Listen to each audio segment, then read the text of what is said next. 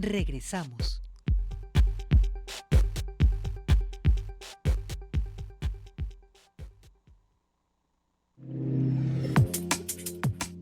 Seguimos en Cosa Pública 2.0 y vamos a este enlace que ya tenemos con Manuel Rosenthal.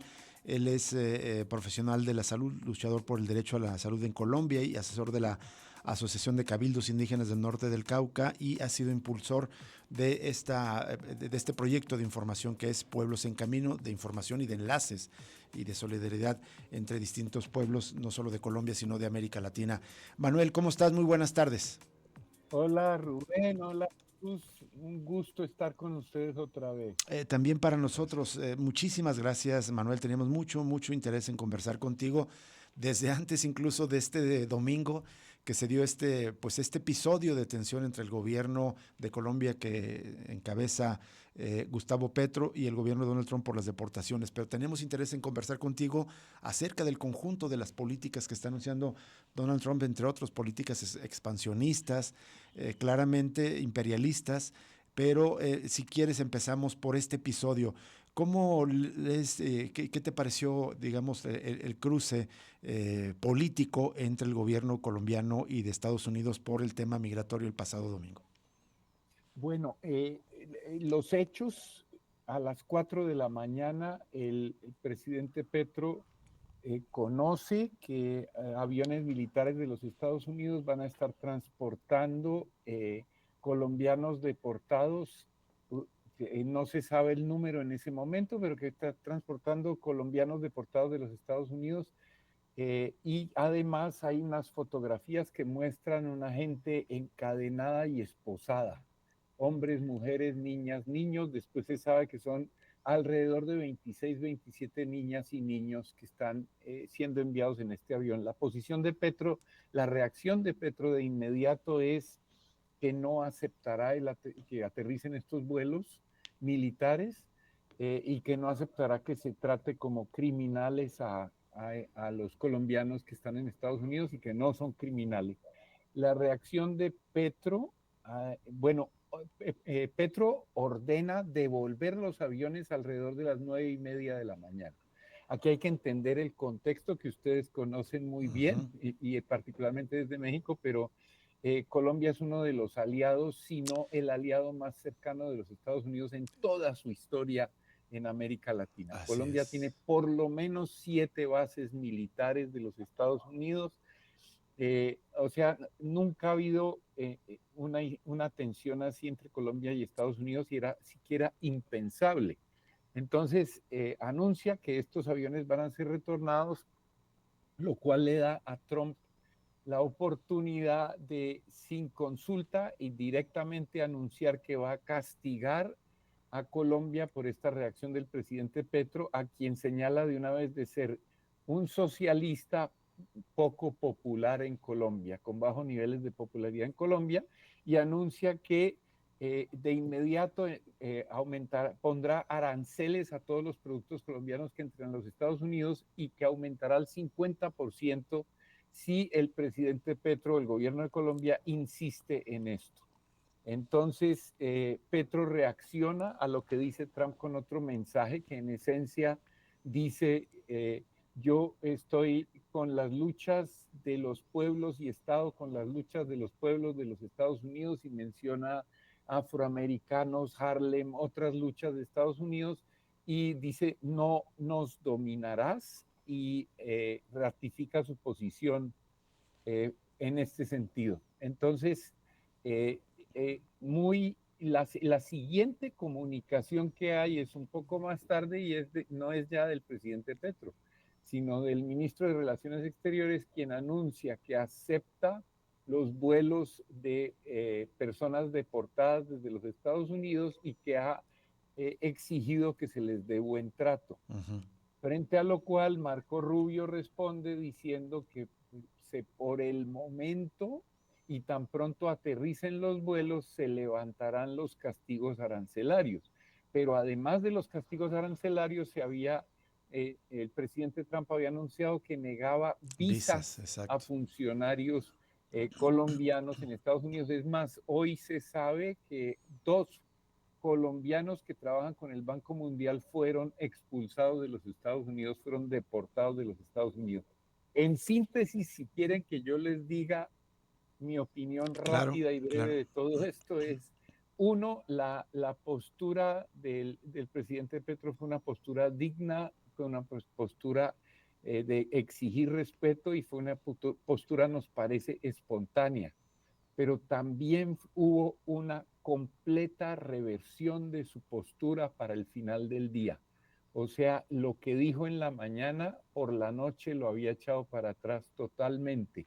Y desde el punto de vista de la postura y del manejo de Trump, lo que hizo Trump en esencia fue probar su actitud de matoneo y de imperialismo frente al proceso de deportación, la probó con Colombia, que era un enemigo débil y fácil de derrotar porque en realidad desde el punto de vista comercial, económico, político, jurídico, la dependencia de Colombia con Estados Unidos es total y Petro podía en discurso parársele firme, en la práctica para parársele firme no lo podía hacer solo Colombia, de ninguna manera podía actuar solo y quedó claro. Entonces, en este momento estamos peor que cuando la crisis empezó. En este momento, Trump sabe que no importa quién, puede arrasar con el que quiera, cuando quiera e imponer sus políticas. Ya había echado 88 personas en el fin de semana a Brasil, 160 a Guatemala y en condiciones terribles. Eso en términos generales como descriptivo. Así es. Y más de 4,000 ya acá en México, Manuel. Y yo creo que lo que explica es que pasa para Colombia, no sé si para todos los países de América Latina, para la mayoría sí, pero para México igualmente aplica por esta total dependencia comercial, geopolítica, que los distintos gobiernos 40, 30 años atrás definieron como encadenamiento, como sí, una dependencia comercial económica a Estados Unidos y que ahora se muestra en distintas áreas. ¿Te parece que ese será, digamos, un poco el tono de las relaciones del gobierno de Trump para América Latina en lo que viene? Sí, porque a mí me aterra algo. Y me venía aterrando desde la candidatura de Trump y mucho más con su triunfo y con el hecho de que recibió un mandato del pueblo de los Estados Unidos. Es un mandato imperialista, Exactamente. agresivo, anti inmigrantes, etcétera, y que Trump nunca escondió que esto era lo que iba a hacer, lo anunció, dijo que lo iba a hacer. Es más, yo estuve siguiendo desde antes a los altos funcionarios, incluido el señor Homan, altos El SAR funcionarios que Trump migración. iba a encargar de esto. Y era evidente que iba a proceder de esta manera. Entonces, yo si pudiera y tuviera la oportunidad, le haría una pregunta a los mandatarios, sobre todo a los mandatarios progresistas de América Latina, Ujú. empezando por Lula, por la presidenta Sheinbaum, por Petro, por Boric, y les preguntaría abiertamente por qué no se prepararon, por qué no se reunieron, por qué no tomaron decisiones previas. Si esto lo hace Trump, nosotros, ¿qué vamos a hacer? ¿Cómo vamos a responder? Creo que quedó a la vista que no lo han hecho, que viene una reunión de la CELAC la va a dirigir el presidente Petro y seguramente allí tratarán de tomar decisiones, pero desde una posición de absoluta debilidad y sin Exactamente. preparación.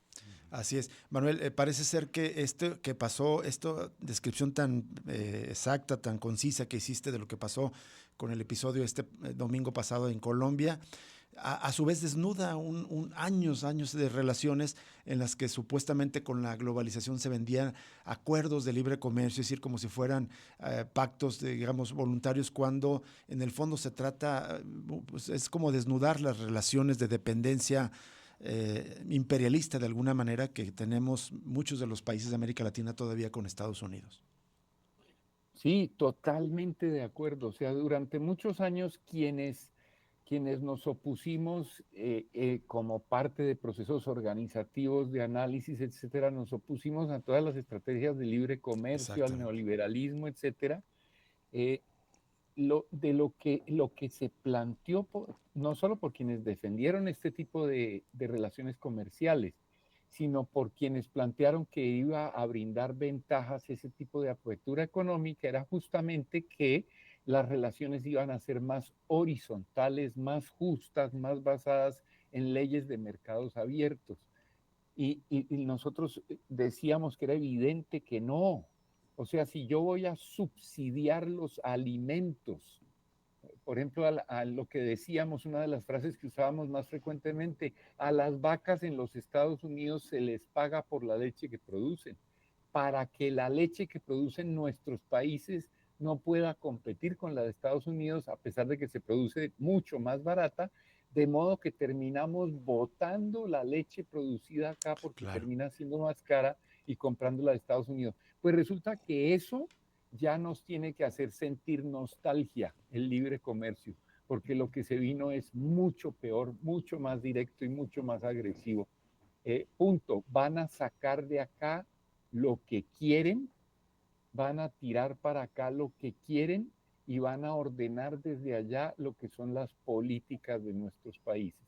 Es abiertamente la ocupación de los territorios, de los pueblos y la desocupación de los recursos por parte de la clase política económica más poderosa tal vez del mundo. Así es. ¿Qué tal, Manuel? Te saluda Jesús Estrada, un gusto escucharte, muchísimas gracias. Justo en ese sentido quería preguntarte si se prevé entonces con este mayor imperialismo expansionista de Donald Trump procesos de despojos de territorio en América Latina, más violencia y represión contra las comunidades que se opongan al saqueo ya que viene con comercial, digamos, apoyado por Trump.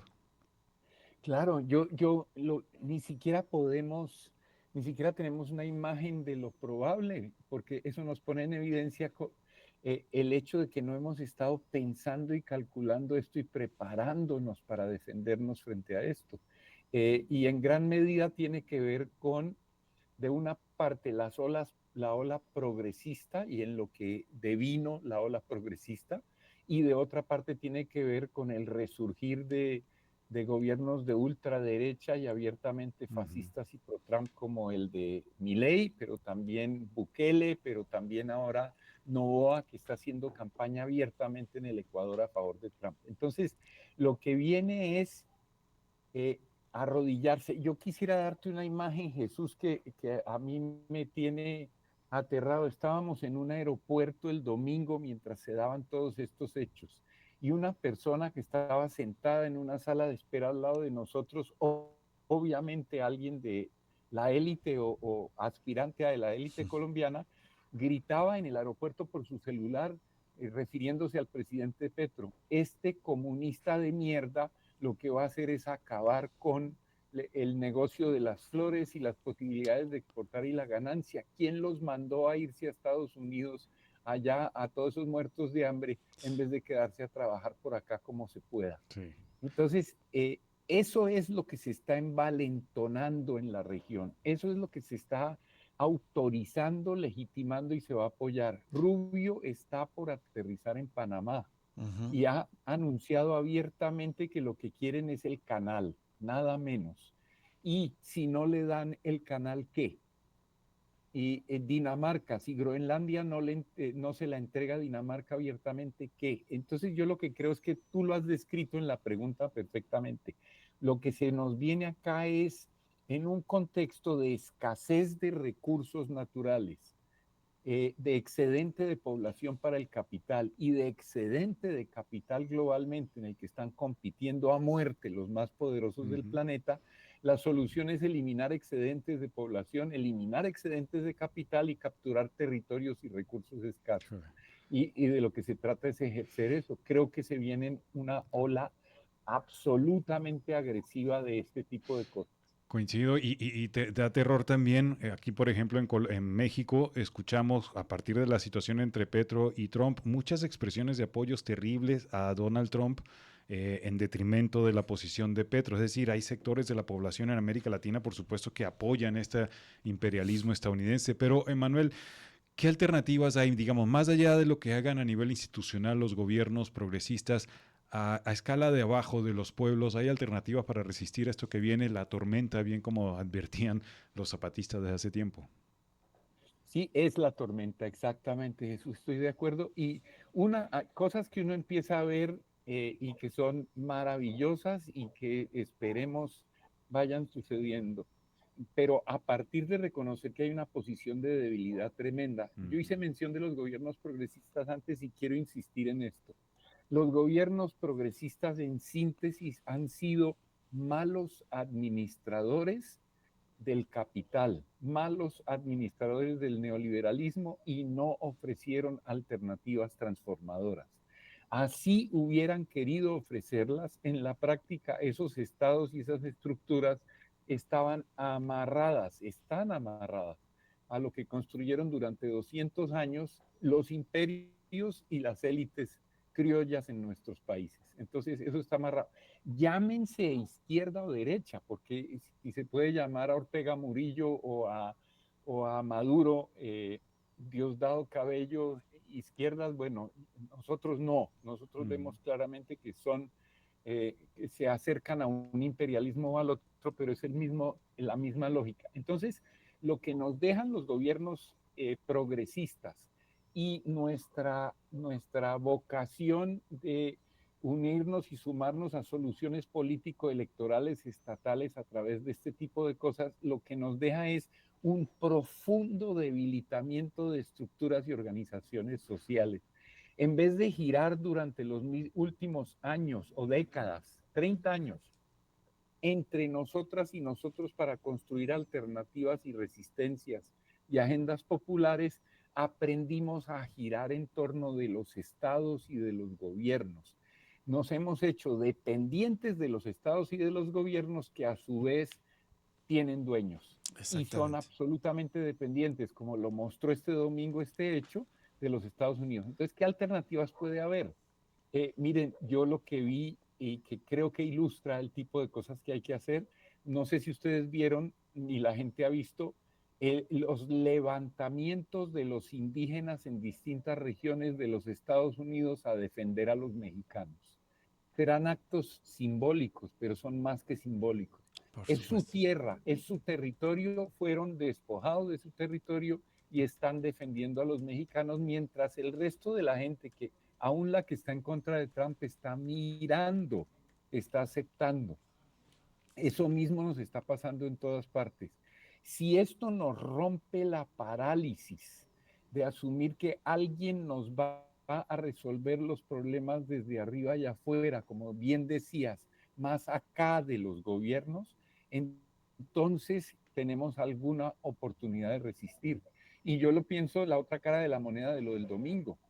Si en realidad tenemos la oportunidad de romper la dependencia con los Estados Unidos en lo comercial, por ejemplo, nos obliga de inmediato a buscar alternativas que deberíamos haber estado buscando hace tiempo. Sin lugar a Que dudas. yo sea optimista con esto, no lo sé, no lo soy, pero